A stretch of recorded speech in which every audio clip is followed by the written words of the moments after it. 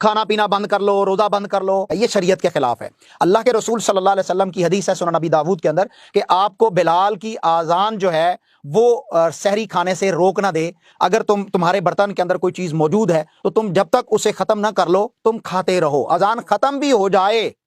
اور اگر اور کھانا آپ کے پاس ضرورت بھی ہے کھانے کی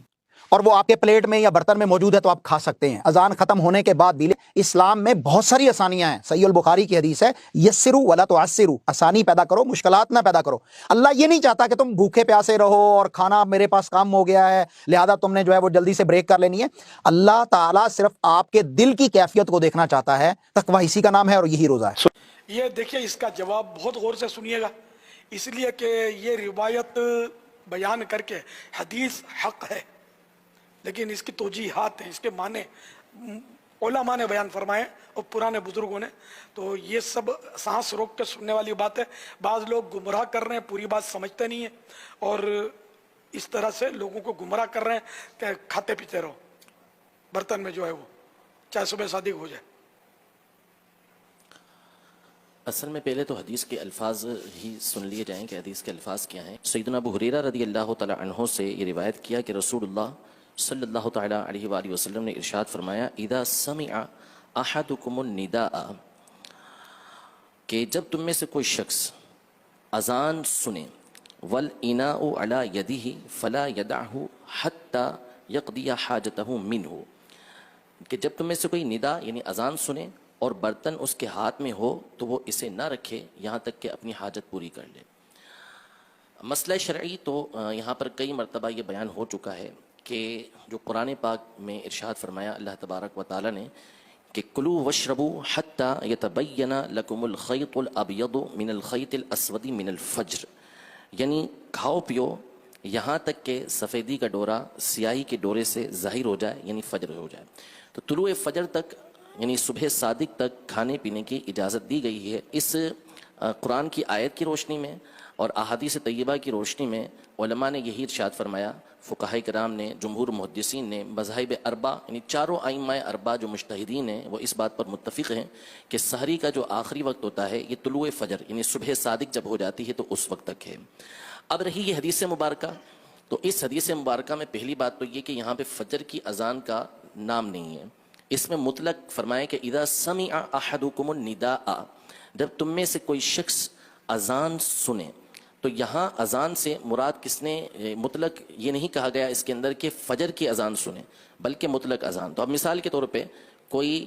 افطار کے وقت کھانا کھا رہا ہے، افطاری کر رہا ہے اور اس وقت اذان مغرب ہوئی، تو اس میں فرمایا کہ اگر وہ اپنی حاجت اس سے پورا کرنا چاہتا ہے تو پورا کر سکتا ہے، وہ برتن نہ رکھے بلکہ اس میں سے کھا لے۔ اسی طرح کوئی اور اذان ہے، جیسے مثال کے طور پر احادیث طیبہ کے اندر ہے کہ اذا حضر العشاء والعشاء، کہ جب عشاء اور عشاء یعنی رات کا کھانا اور عشاء کی نماز دونوں آ جائیں تو پھر تم عشاء یعنی رات کے کھانے سے ابتدا کرو، یعنی بھوک کی شدت ہے، کھانا سامنے موجود ہے تو اس وقت بندہ کھانا کھا کے پھر نماز پڑھنے کے لیے جائے۔ تو اسی طرح اذان ہو رہی ہے لیکن کھانا کھا رہا ہے تو بندے کو اس بات کی اجازت ہے کہ وہ کھانا کھا سکتا ہے، اس میں اذان فجر کی بات نہیں کی گئی۔ پہلی بات تو یہ، لہذا اس میں اپنی طرف سے یہ لفظ بڑھا دینا، یہ حدیث کا ترجمہ اگرچہ کہ بعض شارحین کے مطابق اس طرح ہو جائے گا جیسا آگے آ رہا ہے لیکن مقصد یہ نہیں ہے۔ تو پہلی بات تو علماء نے یہ بیان کی ہے، کئی علماء کی جو شرح ہے وہ یہی ہے کہ اس سے مراد اذان فجر ہے ہی نہیں، اس سے مراد جو ہے وہ مغرب کی اذان ہے کہ جس میں افطاری بندہ کر رہا ہوتا ہے۔ دوسری بات یہ ہے